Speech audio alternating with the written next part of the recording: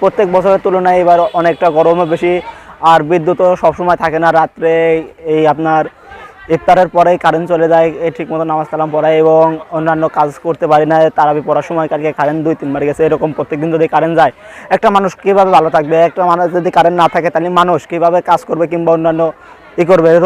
রোজাদাররা যেরকম রোজা থাকে, রোজা থেকে যেরকম ইফতারের পরে তারা একটু নামাজ কালাম পড়বে, নামাজ কালাম পড়ার পরে একটু দম নেবে, বিশ্রাম করবে, কিন্তু সেই সময়টাই কারেন্ট থাকে না।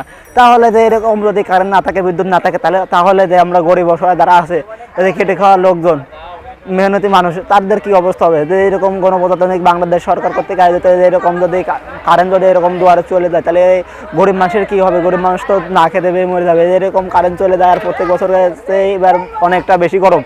এই গরমের প্রভাব ফেলছে, আরও দিন গেলে খালি গরম বাড়ছে, গরম কমবে না। কিন্তু এই রোজাদাররা রোজা থাকে কিন্তু কষ্ট করে, এই ইফতারের পরেই কারেন্ট চলে যায়, কিন্তু সব পণ্যের দাম বেড়েছে। যেরকম সামনে পরীক্ষা গরমের সময় যেরকম পরীক্ষা দিতে গেলে আমাদের 2-3 ঘন্টা এক জায়গা থাকা লাগবে, এক জায়গা পরীক্ষার হলে থাকা লাগবে, পড়তে বসলে ঠিক মতো পড়তে পারি না, কারেন্ট থাকে না। এরকম পড়ালেখা কিংবা সব দিক থেকে আমাদের ক্ষতি হচ্ছে। পড়ালেখার সময় কিংবা অন্য জায়গায় একটু পড়ালেখা করতে গেলাম কিংবা কোচিং সেন্টারে গেলাম, সেই সময় পড়ালেখা করতে থেকে বিদ্যুৎ থাকে না, এরকম অনেক কষ্ট হয়, ক্লান্তি হয়। কিন্তু সেদিক থেকে আর সামনে 2-3 বছর আমরা পড়ালেখা করছি, আগে এরকম পড়ালেখা করছি, তার চেয়ে 2-3 বছরের অন্যরকম। কেননা আমাদের স্যারও পাশে আছে, অনেক গরম। এই গরমের ভিতরে এদের যে সময় বিদ্যুৎ থাকে না, সেই সময় সবারই, বড় ছোট সবারই একটু অসুবিধা হয়। যেরকম স্যাররাই আমাদের সবচেয়ে বেশি ভূমিকা পালন করে, তারা আমাদের প্রতি অনেক যত্ন নেয়।